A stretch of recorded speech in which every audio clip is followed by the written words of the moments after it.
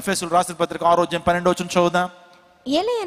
ఏలయనగా మనము పోరాడునది శరీరులతో కాదు గాని ప్రధానులతోను అధికారులతోను ప్రస్తుత అంధకార సంబంధులకు లోకనాథులతోను ఆకాశ మండలమందున్న దురాత్మల సమూహములతోను పోరాడుచున్నాము. చూడండి, అందుని బట్టి యుద్ధ భూమిలో మనకు విజయాన్ని ఇచ్చేటువంటి వాడు ఎబెనేజర్గా ఉన్నటువంటి మన ప్రభువే. హల్లెలూయా.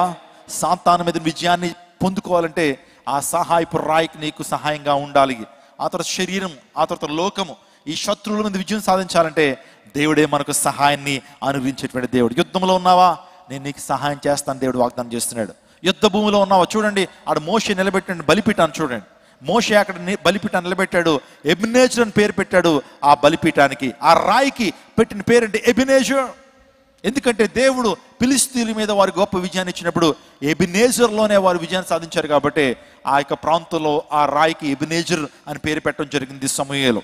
ఒక మాట నేను చెప్పనివ్వండి, ఈరోజు మన జీవితంలో దేవుడు నీకు విజయాన్ని ఇస్తాడు, దేవుడు నీకు జయ జీవితాన్ని ఇస్తాడు. ఓడిపోయిన స్థితిలో ఈ ప్రాంతానికి వచ్చావా, చేజారిపోతున్న వేళల్లో కూడా దేవుడు నిన్ను ఓడిపోనేవాడు. నిన్ను ఉన్నతమైనటువంటి కృపలో చూడాలనే దేవుడు ఆకాంక్షిస్తున్నాడు. దేవుడు నీకు విజయాన్ని ఇవ్వటం కొరకు ఆయన లోకానికి వచ్చాడు.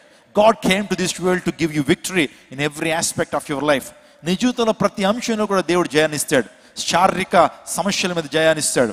నీ జీవితంలో ఆధ్యాత్మిక రంగంలో కూడా జయ జీవితాన్ని పొందుకోవడానికి దేవుడు ఇష్టపడతా ఉన్నాడు. ఈ రోజున యుద్ధంలో ఉన్నావా, నిన్ను సహాయం చేయవాడు, నీకు సహాయం చేయటటువంటి వాడు ఎబెనేజర్. హల్లెలూయా, హల్లెలూయా. కుటుంబంలో కలహాలతో ఉన్నావా, యుద్ధ వాతావరణమా, దేవుడు నీకు సమాధానం ఇచ్చి నీకు విజయంతో నింపగలిగినటువంటి వాడు.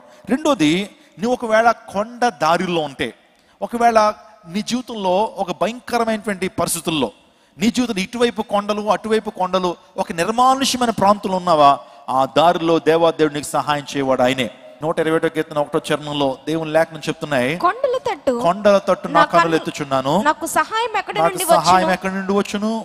చదవండి. యెహోవా వల్లనే నాకు సహాయం కలుగును, ఆయన భూమి ఆకాశం సృజించినవాడు. పూర్వ దినాల్లో యెరూషలేమునికి చాలా మంది యాత్రికులు వస్తుండేటువంటి వారండి. యాత్రికులు వస్తున్నప్పుడు యెరూషలేము అనేటువంటిది కొండల మీద కట్టబడినటువంటి ప్రాంతం. అది ఆ మార్గంలోంచి వెళుతున్నప్పుడు చాలా మంది దొంగలు వారి దగ్గర ఉన్న ఆస్తిని కాజేయాలని, వారి దగ్గర ఉన్నటువంటి డబ్బును కాజేయాలని దారి మధ్యన అటకాయించి వారిని కొట్టేస్తుండేటువంటి వారు. అందుని బట్టి యేసుక్రీస్తు ప్రభు వారు కూడా ఒక వ్యక్తి యెరూషలేము నుంచి యెరికో పట్టణానికి దిగి వెళ్తున్నప్పుడు దొంగల చేతిలో చిక్కబడ్డాడు. ఆ తర్వాత మంచి సమరయుడు వచ్చి అతన్ని తీసుకెళ్ళాడనేటువంటి ఆ విషయాన్ని చెప్పుకుంటూ వస్తాడు. గుడ్ సమరైటన్, ఆ స్టోరీ మనందరికి బాగా తెలుసు. ఆ సందర్భంలో కొంతమంది ఆ కొండల మధ్య దారిలో నడుస్తున్నప్పుడు ఏం జరిగేదంటే, దొంగల చేత చిక్కబడుతున్నప్పుడు ప్రభుత్వం వారు, రాజులు ఏం చేసేవారంటే ఆ కొండల మీద కొంతమంది సైనికుల్ని ఉంచేవారండి. ఆ సైనికులను ఉంచేటువంటి వారు, కొంతమంది సైనికులను పెట్టేటువంటి వారు. ఎప్పుడైనా ఎవరెవరైనా ప్రమాదంలో ఉంటే వారు సైనికులు పిలిచి సహాయాన్ని పొందుకునేటువంటి వారు. అందుని బట్టే ఈ మాట వచ్చిందని నేను అనుకుంటా ఉన్నాను. వారు వెళ్తా ఉన్నప్పుడు కొండల వైపు వారు చూస్తూ ఉండేటువంటి వారు, సహాయం కొరకు కొండల వైపు చూస్తుండేటువంటి వారు, ఆ సైనికుల కొరకు చూస్తుండేటువంటి వారు. అందుని బట్టే కొండల వైపు నా కన్నులు ఎత్తుచున్నాను, నాకు సహాయము ఎక్కడి నుండి వచ్చును. అతను చేద్దాం. ఈ రోజున కొండల లాంటి వారు కొన్ని సందర్భాల్లో మనకు హ్యాండ్ ఇచ్చేయచ్చు. కుటుంబ పెద్దలు ఉంటారు, కొన్ని సందర్భాల్లో మన కుటుంబానికి ఎవరో పెద్ద ఉంటాడు. సో ఆయన అంటాడు, నీకు ఏ కష్టం వచ్చినా నీకు సహాయం చేస్తానంటాడు. తీరా కష్టం వచ్చి వెళ్ళి అడిగితే ఇప్పుడు నేను సహాయం చేయాలని అంటాడు. ఆ తర్వాత నువ్వు ఓటేసిన ఎమ్మెల్యే గారు, నీకు సహాయం చేస్తాను, అన్ని విషయాలు నీకు తోడుంటానంటాడు. వెళ్ళేటప్పటికి ఒక వారం రోజుల క్రితం వస్తే నీకు సహాయం చేసేటువంటి వాడిని అంటాడు. కొన్ని సందర్భాల్లో మనం ఎక్స్పెక్ట్ చేస్తున్న వ్యక్తి నుంచి సహాయం మనకు రాకపోవచ్చు. ప్రజల మీద ఎన్నిసార్లు మనం ఆధారపడతాం. ఒకరి నుంచి ఒక 3 సార్లు మనం సహాయం కోరితే 4వసారి వెళ్ళి అడగటానికి మనకు నామోషి అడ్డు వస్తుంది. మొన్నే కదా అడిగాను, మరలా ఏ విధంగా అడుగుతానటువంటి ఆ మొహమాట మనకు ఉంటుంది. మనుషులు కొన్ని సందర్భాల్లో మనకు నిజంగా సహాయం చేయలేరు. ఎంత పేరు ప్రఖ్యాతులు కలిగినటువంటి వ్యక్తి అయినా సరే, నీకు ఎంత గొప్ప వ్యక్తి అయినా పరిచయం ఉన్నా సరే, ఒక వ్యక్తిని ఒక్కసారి ఉపయోగించుకోగలవేమో, లేకపోతే 2 సార్లు ఉపయోగించుకోగలమేమో, కానీ జీవితాంతం ఆ వ్యక్తినికి సహాయము చేయలేడు. కానీ ఒక అద్భుతమైన విషయం ఏంటంటే, యేసుక్రీస్తు ప్రభు వారు నీ దేవుడు ఎప్పుడు నీకు సహాయం చేసేటువంటి వాడు. మనుషులైతే ఒకసారి సహాయం చేసి, 2 సార్లు సహాయం చేసి, 3వసారి సహాయం చేయలేకపోవచ్చు. కానీ ప్రభు నువ్వు ఎన్నిసార్లు అడిగినా అన్నిసార్లు సహాయం చేసేటువంటి వాడు ఎబెనేజర్ అనేటువంటి మన ప్రభు. గట్టిగా చప్పలు కొడుతూ దేవుని నామమును పరచండి. ఆపదలో ఆయన నమ్ముకోదగిన సహాయకుడు.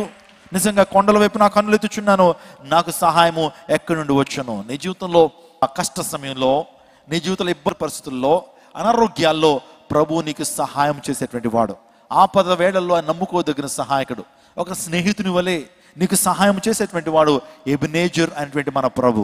ఇంక మూడోదిగా చెప్పాలంటే, సో ఒకవేళ అనాథగా ఉన్నావా, తల్లిని పోగొట్టుకుని తండ్రిని పోగొట్టుకుని, ఒకవేళ వారి దగ్గర నుంచి ఏ విధమైన ఆదరణ లేకుండా ఒక అనాథగా నువ్వు బ్రతుకుతున్నావా, ఒక దిక్కుమాలిన వాడిగా నువ్వు బ్రతుకుతున్నావా, ఎవరూ లేనటువంటి స్థితిలో నువ్వు బ్రతుకుతున్నావా, దేవుడు నీకు సహాయకుడు. ఎబెనేజర్గా దేవుడు నీకు సహాయకుడు. కొన్ని సందర్భాల్లో తల్లిదండ్రులకు దూరంగా ఉన్నావా, ఒకవేళ అత్తగారింటికి వచ్చేసావు, తల్లిదండ్రులు నీకు దూరంగా ఉన్నారు, మీ యొక్క అత్తమామలు, నీ యొక్క భర్త మీ యొక్క అమ్మగారితో మాట్లాడినట్లేదు, ఒక ఆ తల్లిదండ్రులు లేనటువంటి పరిస్థితుల్లో ఒకవేళ నువ్వు ఈ ప్రాంతంలో కూర్చున్నావా, తల్లిదండ్రుల యొక్క ప్రేమను కోరుకోలేనటువంటి, తల్లిదండ్రుల యొక్క ప్రేమను నోచుకునే స్థితిలో ఉన్నావా, ప్రభువే నీకు తల్లి, ప్రభువే నీకు తండ్రి. గట్టిగా చప్పలు కొడుతూ దేవుని నామమును మహిమపరచండి. ప్రభువే నిన్ను ఆదరించేటువంటి వాడు, ప్రభువే నిన్ను బలపరిచేటువంటి వాడు, ప్రభువే నీకు సహాయకుడు. కీర్తనలు 10వ కీర్తన 14వ చరణంలో ఓ మంచి మాట ఉంటుంది. ఆ మాట చాలా ఇష్టం. నీవు దీనిని చూచి ఉన్నావు కదా, నీవు దీన్ని చూచి ఉన్నావు కదా, వారి ప్రతీకారం చేయుటకై నీవు చేటును పగను కనిపెట్టి చూచుచున్నావు. నిరాధారులు తమ్మును నీకు అప్పగించుకొందురు. తండ్రి లేని వారికి నీవే సహాయకుడివై ఉన్నావు. ఏమండి, ఈ ప్రాంతంలో ఎవరైనా తండ్రి లేకుండా ఉన్నారా? ప్రభువే నీకు తండ్రి, ఆయన నీకు సహాయకుడై ఉన్నాడు. తండ్రి నుంచి చాలా కేర్ మనం అనుభవిస్తామండి. తండ్రి యొక్క ప్రేమ చాలా గొప్పది. నిజంగా తండ్రి మనల్ని ప్రేమిస్తాడు. ఒకవేళ గద్దించినా సరే ఆయన ప్రేమ మన మీద ఉంటుంది. మనల్ని పోషించేటువంటి వాడు, ఏది ఏ టైంకి కావాలో మనం అనుకరించేటువంటి వాడు మన తండ్రి. ఈరోజున ఒక మాట నన్ను చెప్పనివ్వండి, ఒకవేళ తండ్రిని పోగొట్టుకునే స్థితిలో ఉన్నట్లయితే ఒకవేళ ప్రభువే నీకు సహాయకుడు, ప్రభువే నీకు తండ్రి, ఆయనే నీ తల్లియు నీ తండ్రియు అనే విషయాన్ని మీకు జ్ఞాపకం చేస్తున్నాను. ఈ యొక్క ప్రత్యేకమైన దావీదు కూడా అంటాడు, తన జీవితంలో కూడా ఎంతో నిరాశలో ఆ వ్యక్తి ఉన్నాడు. నిజంగా విడువబడినటువంటి అనాథగా ఉన్నప్పుడు ఆయన ఒక కీర్తనలో ఒక మాట రాస్తాడు. 27వ కీర్తన 10వ చరణం. దావీదు అందరి చేత విడవబడి అనాథగా ఉన్నప్పుడు దేవుని నుంచి ఆశ్రయాన్ని పొందుకున్నాడు.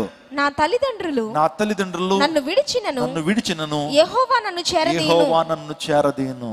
నా తల్లియు నా తండ్రియు నన్ను విడిచినను, యెహోవా నన్ను చేరదీను. యెహోవా యందు నిరీక్షించుము, ఆయన నీ యొక్క హృదయ వాంఛను తీరుస్తాడు, నీతిలో కార్యం చేస్తాడు. మంచి పాట మనం పాడుకుంటాం కదా. నా తల్లియు నా తండ్రియు ఒకవేళ విడచినను, ఆపత్కాలమున చేయి విడువకను, యెహోవా నన్ను చేరదీయును. ఆపత్కాలమున చేయి విడువకను, యెహోవా నిన్ను చేరదీయును. యెహోవా నాకు వెలుగాయే, యెహోవా నాకు రక్షణయే, నా ప్రాణ దుర్గమయే, నేను ఎవరికి ఎన్నడు భయపడను, నేను ఎవరికి ఎన్నడు భయపడను. నా తల్లియు నా తండ్రియు నీవే ప్రభువా. దావీదు ఎంతో అనాథ లాంటి పరిస్థితుల్లో ఉన్నాడండి. అందరి చేత విడుబడి అనాథగా ఉన్నప్పుడు నిజంగా ప్రభు అతన్ని ఆదరించాడు. ఒక తల్లి వలె ఆదరించాడు, తండ్రి వలె పోషించాడు, తండ్రి వలె ప్రేమించాడు, తల్లి వలె హక్కును చేర్చుకున్నాడు ప్రభు అనేటువంటి దేవుడు. ఈరోజు నీ జీవితంలో కూడా ఒకవేళ తల్లి తండ్రి విడిచినా సరే ప్రభు నేను విడిచిపెట్టేటువంటి దేవుడు కాదు. ఈ మాట నేను చెప్పనివ్వండి. తల్లిదండ్రుల ప్రేమ కొంతకాలమే ఉంటుంది, ఎందుకంటే వారు బ్రతికినంత కాలమే మనం ప్రేమించగలుగుతారు. వారే గనక మరణిస్తే నిజంగా ఆ వారి ప్రేమ మన మీద ఉండదు కదండి. ఆలోచించండి. అందరూ బట్టే ఒక సేవకుడు ఈ విధంగా అంటున్నాడు, ఏమంటే తల్లిదండ్రుల ప్రేమ ఈ జన్మం ఉన్నంత వరకు ఉంటుందట. వారు ఈ లోకంలో బ్రతుకున్నంత కాలమే వారు మనం ప్రేమించగలుగుతారు. ఏ ఒక్కరు కూడా ఆధారలేని పరిస్థితులు ఉన్నాయేమో, ఒకవేళ అప్పులు చేసేసి అప్పు తీర్చినటువంటి పరిస్థితులు ఉన్నావా, ఏ ఒక్కరు బంధువులు ఎవరు కూడా ఆదరించిన పరిస్థితులు ఉన్నావా, ఈరోజు ప్రభు నీకు ఎబెనేజర్గా సహాయం చేసేటువంటి దేవుడు. ఒకవేళ నువ్వు అనాథగా ఉంటే కనుక ప్రభు నిన్ను ఆదరించేటువంటి దేవుడు. తల్లిని మించిన ప్రేమ, ఎందుకంటే మనం పాడుకున్న పాస్టర్ గారు పాడారు, తల్లిని మించిన ప్రేమ, నిత్య ప్రేమతో నన్ను ప్రేమిస్తున్నావు. తల్లికి మించిన ప్రేమ నీదయ్యాని చక్కగా మనం ఆరాధన చేశాం. అవును, తల్లిదండ్రుల కంటే అధికమైన ప్రేమను యేసయ్య నీ జీవితంలో చూపించగలడు. హల్లెలూయా. తల్లిదండ్రుల కంటే అధికమైన ప్రేమను మన ప్రభు మన పట్ల చూపించగలడు. ఆయన ఆపద వేళలో నమ్ముకోదగిన సహాయకుడు.